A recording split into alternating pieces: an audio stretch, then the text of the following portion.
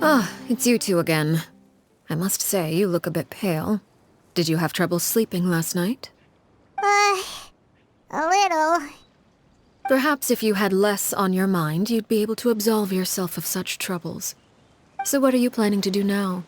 Catch up on some sleep? Or should I give you some time to rack your brain for a topic to discuss before I ask any questions? Although I must profess to being curious. Without child here, how do you plan on distracting me? Us? Distract you? A good one.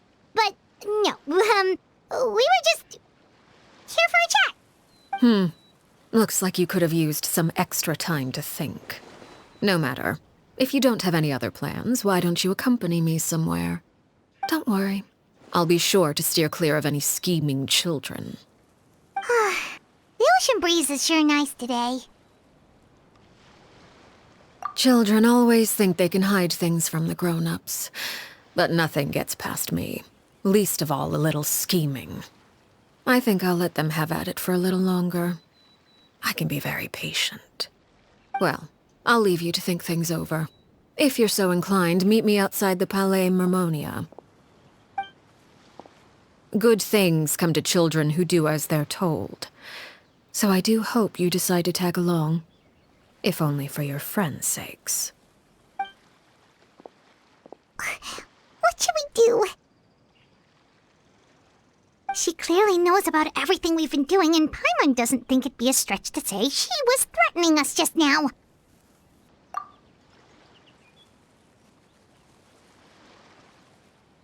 Oh, good idea. Hopefully he sees it in time. Well, we should probably head to the Palais Mermonia. Paimon doesn't want to find out what happens if we don't show up. Based on what the Knave was saying just now, it sure didn't seem like it'd be anything good. Okay, then we probably shouldn't keep her waiting. It seems like Linny and the others are on thin ice, so let's do our best to not get them in any more trouble. Seeing as we still have some time before my meeting, we might as well enjoy some pleasant conversation while we wait. I'm glad to see you get along with my children. Being surrounded by good companions is necessary for a child's development. You're not planning on doing anything to them, are you? I assume you're referring to Lenny, Lynette, and Fremine. Although, there's that situation with Filial and Nentoy as well. It appears quite a few people have been acting out lately. No matter. I'm not one to discriminate. All those who betray the house meet the same fate. There are no exceptions. Does that mean you're going to kill them? Oh, are you here to beg for their lives? I'm sorry to disappoint, but the rules of the house change for no one. In my organization, everyone is responsible for their own actions. But don't you care about them at all?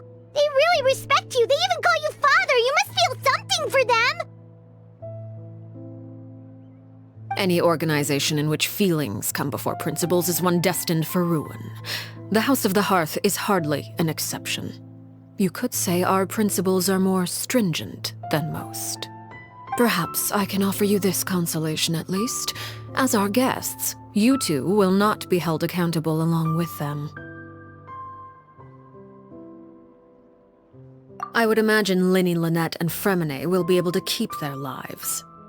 As for Filial, Nentoy, and the others, I'm afraid there's little I can do. They can try to escape, but once you know our secrets, there's no getting out alive. But that's awful.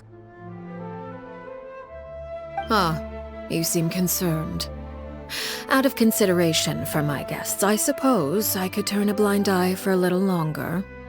If Linny and the others manage to dispose of Clairvy in the meantime, all evidence of their wrongdoing will be lost.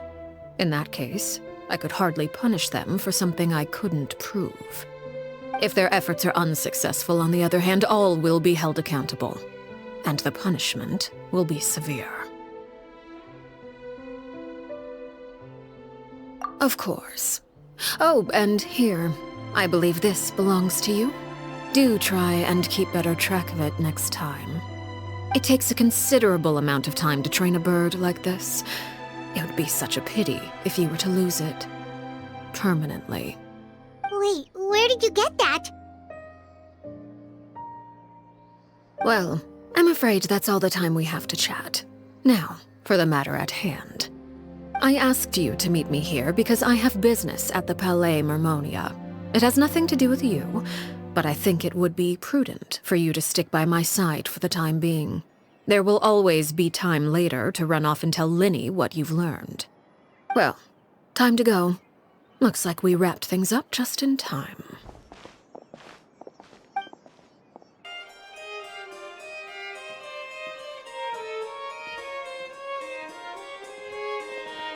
It's been a while, Monsieur Neuvillette. I must say, I wasn't expecting my meeting request to be approved quite so quickly. The Palais Mermonia operates with an efficiency worthy of admiration.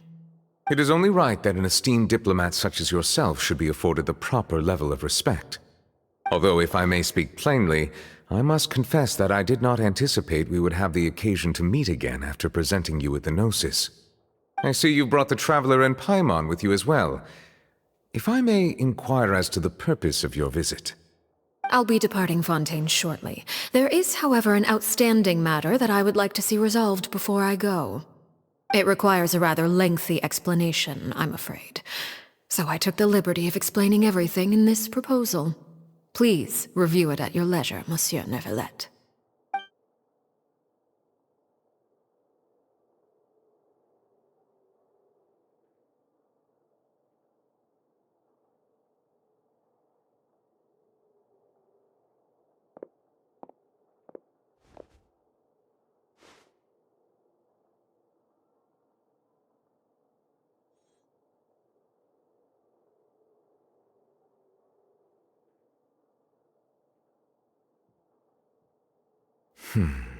I understand your request. However, at the risk of causing offense, I must admit that I fail to see why you would wish for such a thing. I heard you have a certain fondness for water tasting, Monsieur Neuvillette, so allow me to use water as an analogy. A family is like a large body of water with countless rivers flowing in and out. As someone who watches over this system, I would hope that each river that flows from the source will eventually reach the ocean. Of course, objectively speaking, I know this is impossible. Most of the rivers will dry up along the way, disappearing into the ground and leaving nothing but a barren riverbed behind. Not all rivers are destined to reach the ocean, but I would not see their existence rendered meaningless. I believe the water that flows within them is simply meant for a different destination, like a field in need of irrigation. Or perhaps the glass of a certain water-tasting enthusiast. Did you get any of that, Traveler? Your words paint an optimistic picture indeed. Allow me to remind you, however, few among us are willing to sip from a glass filled with tainted water. It may have been tainted at one point in time, but not to worry. I'll make sure it's strained of all impurities and returned to its cleanest form.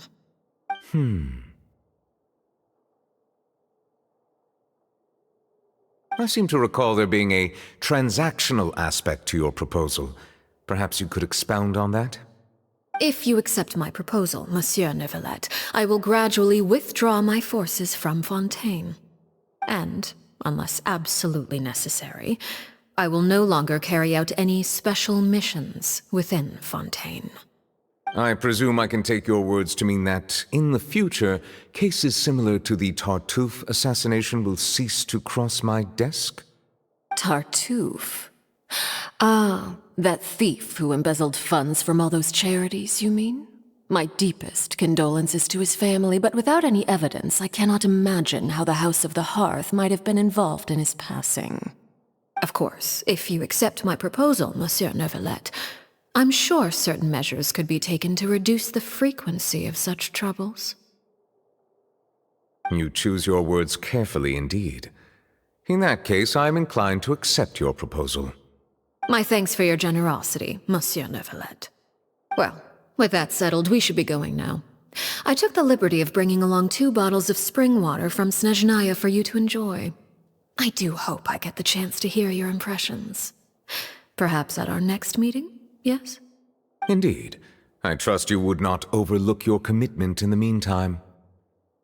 All right, Traveler Paimon. Time to go.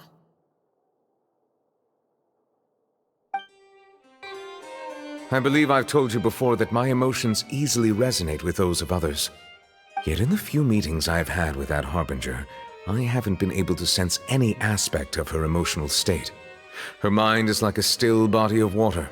Who knows what darkness lies in its depths, and the lack of ripples on the surface gives nothing away.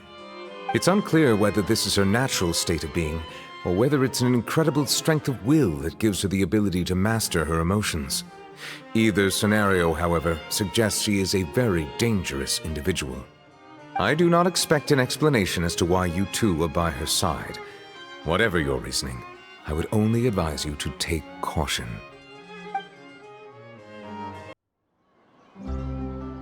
So, what exactly were you talking about back there?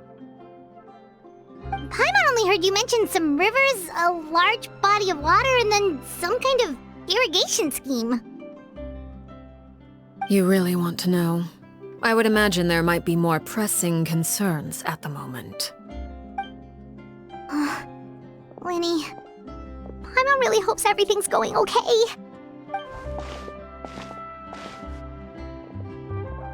Oh, Paimon recognizes that look. You've got your thinking cap on, don't you, Traveler?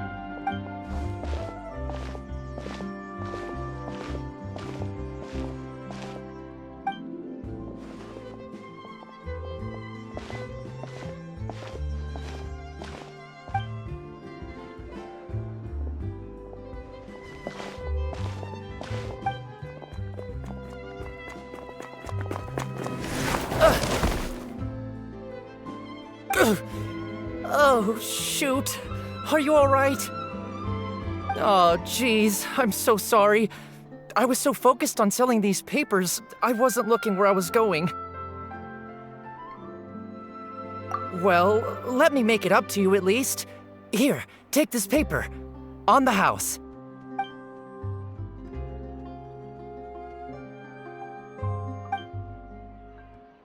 Oh, you don't have to give us anything.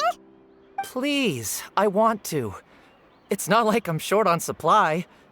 All the extras will be useless come tomorrow anyway. It's my fault, really.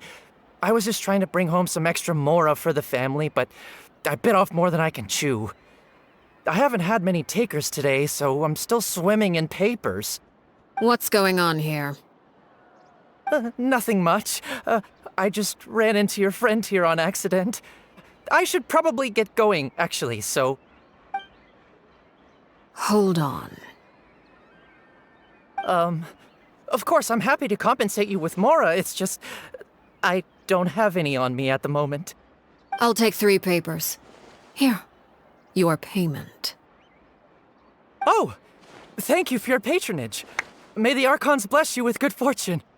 If only I had the chance to run into such generous customers every day. I should probably just take on a smaller inventory though, right? I'm getting married soon, so sometimes it's hard to not get ahead of myself. Anyway, I should head out. Goodbye! Well, now that my affairs are settled, we should take the boat back to Poisson. We've even acquired some light reading to enjoy along the way.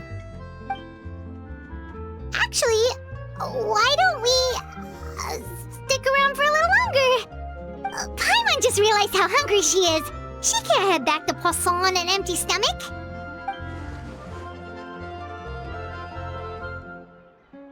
It appears you two are under the impression that delaying our return will somehow alter the situation in your favor. I'm sorry to ruin your fantasy, but your efforts are meaningless. That being said, I could be persuaded to give Linny some extra time. I just have one condition. If you agree to my request, I'll even answer some of your questions. You're quite curious about Clairvy, are you not? And my relationship to her. Wait, why are you being so generous all of a sudden? You're not gonna ask us to do something bad, are you? You overestimate yourself. You don't have the talent for bad things. Then what can you possibly... The most important consideration in a negotiation is that both sides receive something they want. Demands and threats only get you so far. Wonderful. Here it is. When the time comes, make the choice that you deem most appropriate in the situation, and lend your help to the House of the Hearth. Okay. Sounds normal enough. But what do you mean, when the time comes? When is that supposed to be? That is for you to decide. Then we have a deal. Follow me.